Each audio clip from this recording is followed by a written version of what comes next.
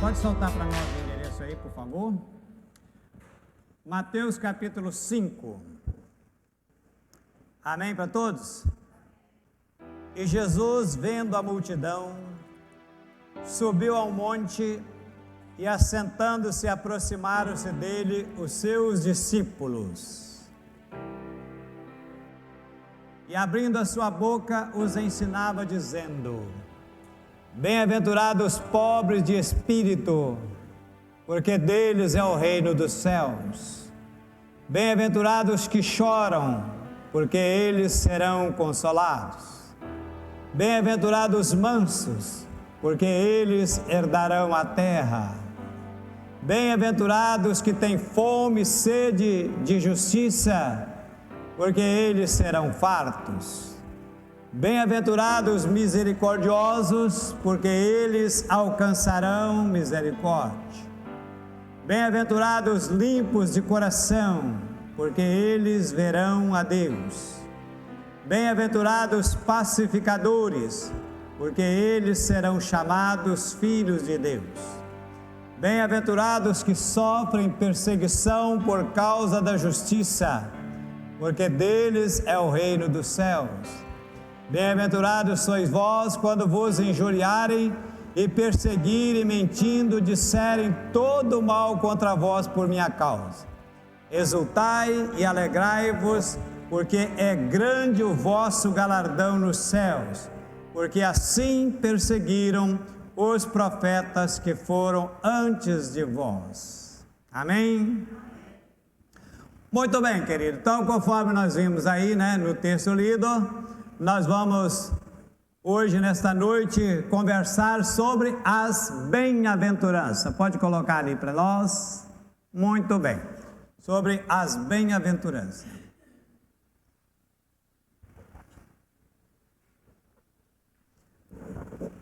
O que são as bem-aventuranças? Ou as beatitudes? Etimologicamente, a palavra bem-aventurado significa estado de plena felicidade ou condição de extremo bem-estar. No sentido religioso, significa cada uma das 8 perfeições evangélicas ou preceitos ditos por Jesus no Sermão do Monte. Ou felicidade extrema só atingida pelos santos, ou ainda felicidade absoluta alcançada por aqueles que são dignos do céu. Muito bem, Jesus sobe ao monte onde ele vai proferir o seu mais precioso, o seu mais valioso sermão, que é conhecido como Sermão da Montanha, ou Sermão do Monte. Podemos chamar esse sermão como a constituição do reino. Reino esse que não é físico, naturalmente, é um reino espiritual. Pastor, o que é que eu preciso fazer para entrar nesse reino, para pertencer a esse reino? Para entrar nesse reino, querido, você precisa passar pelo processo do arrependimento. Nós falamos aqui domingo passado, lembram disso? Que a bandeira do cristianismo é o arrependimento. É o que pregava Jesus, é o que pregava os apóstolos, é o que pregava Paulo, é o que pregava o servo de Deus, é o que a igreja ainda prega hoje. E como eu sei então que eu pertenço a esse reino? É porque eu frequento uma igreja? Não. É porque eu fui levado às águas, eu fui batizado? Não. É porque eu possuo dons espirituais? Não. Eu até falo em línguas? Não. Você pertence a esse reino se você passou pelo processo do arrependimento. Esse reino é o reino dos arrependidos. A porta para a entrada para o reino de Deus é o arrependimento. Irmãos, que faremos? Arrependei-vos. E o que é isso então, pastor? Arrependimento. O que é esse arrependimento? Querido, é uma palavra grega chamada metanoia, que significa mudança de rumo ou mudança de direção. Você está caminhando nessa direção, você vira e caminha em sentido contrário. Ou seja, você caminhava em direção ao mundo, ao pecado, às satisfações dessa vida, aos prazeres carnais, a tudo aquilo que lhe trazia bem-estar, e agora você caminha na direção oposta. Agora você busca as coisas do alto, agora você busca as coisas de Deus, agora você procura viver uma vida correta, digna, diante dos homens, principalmente diante de Deus. Isso chama-se metanoia, arrependimento. É assim que se entra no reino. E como é que eu vou saber então se eu passei por esse processo da metanoia? As bem-aventuranças vão nos ajudar. Nós vamos encontrar nessas bem-aventuranças, queridas, as características de um verdadeiro cristão. Por isso, eu posso afirmar que todo cristão, ele tem que possuir essas bem-aventuranças. Eu falei, tem. Ah, eu sou pobre de espírito, mas não sou manso. Eu sou manso, mas não sou misericordioso. Você tem que ter essas características. Vamos lá, então? Primeira delas. Bem-aventurados pobres de espírito, porque deles é o reino dos céus. Querido, pobre de espírito aqui é aquele que não confia nas suas obras, que não confia nos seus méritos para ser salvo. Pobre de espírito aqui significa miserável, aquele que não tem nada. Porque existe o pobre que não tem luxo, não tem conforto, mas vive. Mas existe aquele que é como mendigo, ou seja, não tem nada. Ou seja, no sentido espiritual, é aquele que reconhece a sua indignidade espiritual. Por exemplo, você pergunta para um muçulmano, por que você é salvo? Ele vai dizer, porque eu creio em Alá, porque eu obedeço as regras do Alcorão, porque eu obedeço e sigo as tradições do Islã. Você pergunta, por exemplo, a um católico, por que você é salvo? Ele vai dizer, porque eu não perco uma missa, porque eu pratico boas obras, porque eu comungo todo domingo. Você pergunta a um espírita, ele vai dizer, porque eu pratico as boas obras, porque eu creio em reencarnação, porque eu sigo os ensinamentos de Allan Kardec.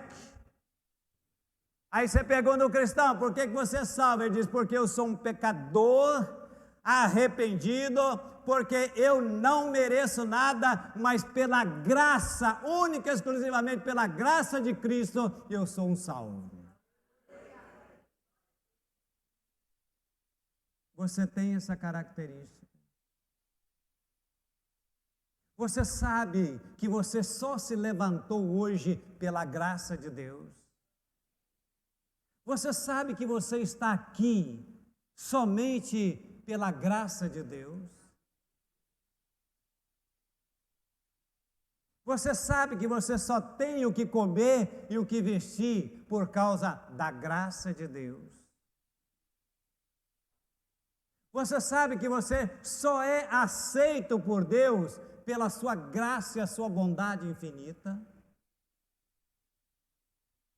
Você tem consciência do que você era antes e do que você é agora? Você tem consciência de que você nada é, que você não pode nada e que você nada tem? Se você tem a consciência dessas coisas, você é um pobre de espírito.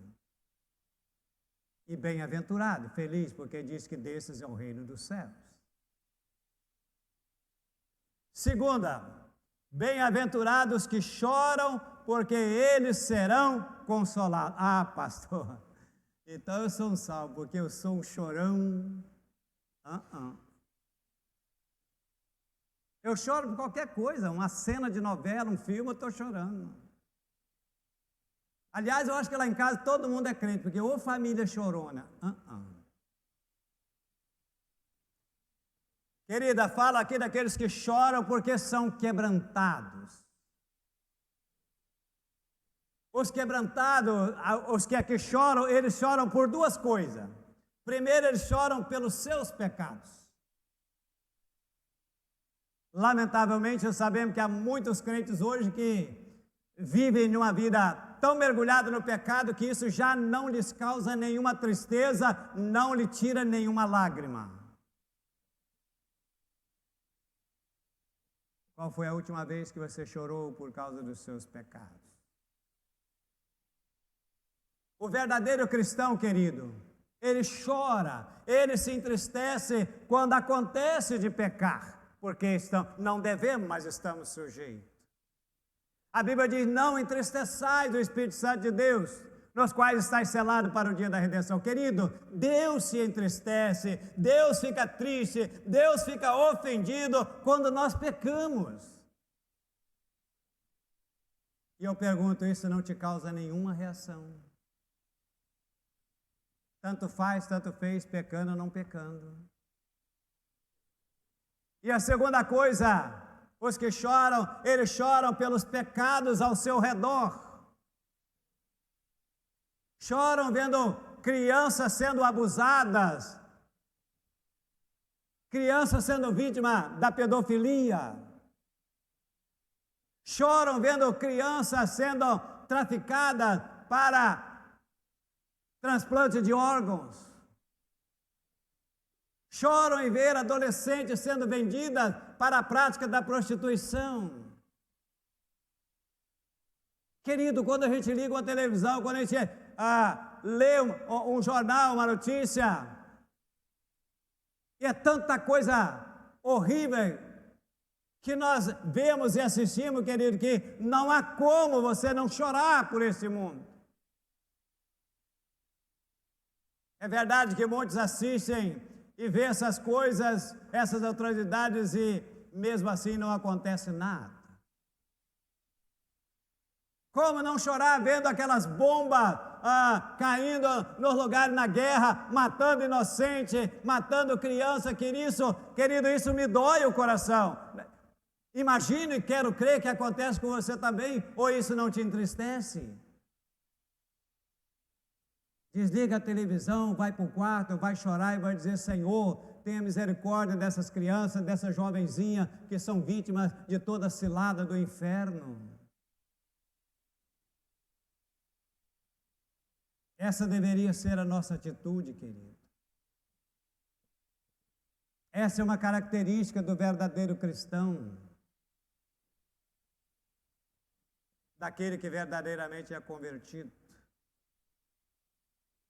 A Bíblia diz que Jesus, olhando para multidões errantes, como ovelhas que não têm pastor, a Bíblia diz que Jesus moveu-se de íntima compaixão e chorou por elas.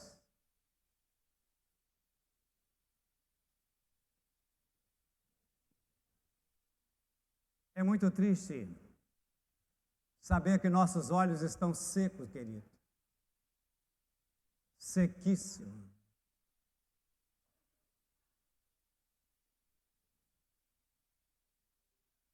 Terceira bem-aventurança. Bem-aventurados os mansos, porque eles herdarão a terra. Manso aqui, querido, não tem nada a ver com temperamento nem com personalidade. André, por favor. Fulano é tão manso, fulano é tão tranquilo, só falta aquela piada, né? Manso como um ganso, tranquilo como um grilo. Fulano é tão manso, querido, manso aqui é aquele que não faz disputa, não faz barraco. Lembram de Abraão e Ló? A Bíblia diz que os dois começaram a crescer muito, que os dois começaram a ter muitos empregados, e começou a haver contenda entre os empregados de Ló e os empregados de Abraão. E aí Abraão chama Ló e diz, Ló, olha aqui à esquerda, escolhe se você quer ir para cá, aqui à direita, fica à vontade, escolhe o que você quer. Você vai para um lado, eu vou para o outro, está tudo bem entre a gente. Querido, isso é ser pacificador. Tem gente que briga por qualquer coisa, querido. Briga por cargo, por posição, por poder, por um palmo de terra. O verdadeiro crente, ele perde para ganhar. Ele não briga por popularidade. Lembra de João Batista? Ô João, ó, aqueles discípulos seus aí estão indo tudo atrás do mestre. Importa que ele cresça e eu diminua. Aleluia. Jesus disse assim: aprendei de mim que sou o quê? Manso e humilde de coração. Querida, a ideia de manso aqui é a ideia de uma fera que foi domada. É aquele que foi domado nas suas inclinações carnais. É aquele que foi domado na sua ira, na sua cólera. É aquele que foi domado na sua pirraça, na sua língua grande. É aquele que foi domado do seu apetite sexual ilícito.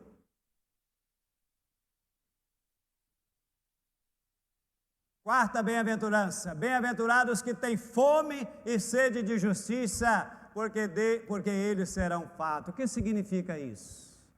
Querido, o verdadeiro crente, ele tem interesse pelas coisas espirituais em detrimento às coisas naturais. É aquele que tem fome de Deus. É aquele que é fominha de Deus. Tem alguém que é fominha de Deus aqui? Eu sou. Mas não tem ninguém, não? Ô, gente, quem é fominha de Deus aqui, meu filho? Ah, eu vou embora. Se você não tem fome de Deus, está fazendo o que aqui? Eita! Ele é fominha. Tem culto, ele está no culto. Tem EBD, ele está no EBD. Onde está tendo uma reunião da palavra de Deus, lá está ele. Ele compra livro, ele compra CD. Nem tem esse negócio de CD mais hoje, né? Ele ouve louvor em casa, ele ouve louvor no carro, ele ouve lá no trabalho dele. Se tem um futebol, se tem uma corrida, se tem uma festa e tem um culto, ele nem pensa nessas coisas. O culto tem prioridade para ele. Vou perguntar de novo: tem fominha de Deus aqui? E por que você não vem no culto de quinta-feira? Não me parece que você é tão fominha assim, não. Por que você não vem na EBD? Que fome, hein? Te peguei, né? Querido, quem tem fome procura o quê? Procura comida. Quem tem fome está sempre futucando a geladeira, um armário, vai na lanchonete, vai numa padaria. Crente que tem fome de Deus está sempre perto de onde tem alimento para ele. Vai na igreja, ouve o louvor, ouve a ministração, pega a Bíblia, vai orar, lê um bom livro. Por quê? Porque ele quer se alimentar de Deus. O verdadeiro crente tem fome de Deus e não fome do mundo. Amém, gente? Amém mesmo? Quinta, bem-aventurados misericordiosos, porque eles alcançarão misericórdia. O verdadeiro crente, querido, ele é misericordioso. Crente não tem dentro desse negócio de cada um para si, Deus para todos. Crente é um por todo. Estão num desânimo, hein? Não tem problema não, querido. Vamos orar, seja feita a vontade de Deus. Não fica triste não, meu filho. Amém? Vamos dar um glória a Deus? Aleluia. Hoje em dia se ama mais as coisas do que pessoas, mas a palavra de Deus diz que nós devemos amar mais as pessoas e menos as coisas. Jesus é o nosso grande exemplo de misericórdia. Nunca houve alguém com um coração tão misericordioso como Jesus. Sexta, bem-aventurados limpos de coração, porque eles verão a Deus. Claro que quando a gente fala limpo de coração, a gente pensa logo em pureza e santidade. É verdade, mas não é só isso. A ideia aqui é do metal que passou pelo processo de purificação. Por exemplo, o ouro, quando ele é extraído lá no garimpo, ele vem com muitas impurezas. E aí ele é colocado no fogo a uma alta temperatura para que aquelas impurezas sejam escoimadas. Então essa é a ideia. Então, puros de coração aqui são aqueles que não têm impureza na sua vida. Impurezas que competem com o que é santo. Puro de coração é aquele que tem um coração singelo, limpo, exclusivo para Deus. Sétima, bem-aventurados pacificadores, porque eles serão chamados filhos de Deus. O que é um pacificador? É aquele que promove a paz. É aquele que onde ele chega e tem contenda, ele traz uma palavra de paz. Lamentavelmente sabemos que tem muitas pessoas que agem ao contrário. Está tudo bem, onde ele chega, começa a confusão. Paulo diz que justificado pela fé temos paz com Deus e com todos os homens. É assim que deve ser. Esse é o lema do cristão. Pacificador é aquele que, quando vê uma pessoa que está sem paz, ele então a leva até a Cristo para que ela conheça a verdadeira paz que excede todo o coração. Aleluia. Oitava e última, bem-aventurados que sofrem perseguição por causa da justiça, porque deles é o reino dos céus. Querido, essa oitava é a consequência de se ter as outras, ou seja, porque nós somos pobres de espírito, porque nós somos mansos, porque somos pacificadores, porque choramos por este mundo, porque temos fome de justiça, porque somos misericordiosos, porque somos de coração limpo e pacificador. O mundo nos odeia por causa disso, o mundo nos hostiliza e por isso nos persegue.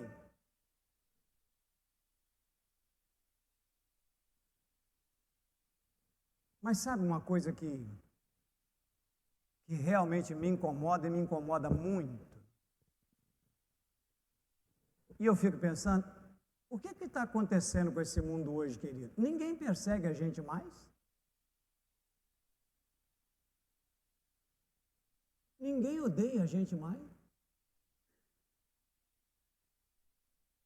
O mundo está uma maravilha, é fã-clube gospel, é pastor em programa de TV, é talk show, é reality show. O mundo e a igreja, querido, está num romance que é uma coisa de louco, é paixão mesmo, não pode um ficar o outro um dia sequer.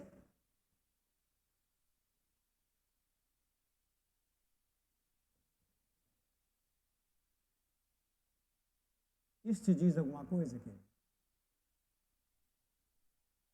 Isso te leva a pensar em alguma coisa do que está acontecendo? Nós nunca, eu falei o quê? Nunca podemos ser amigo do mundo. Porque a palavra do Senhor diz, Tiago 4,4, aquele que se fizer amigo do mundo constitui inimigo de Deus. Você quer ser inimigo de Deus?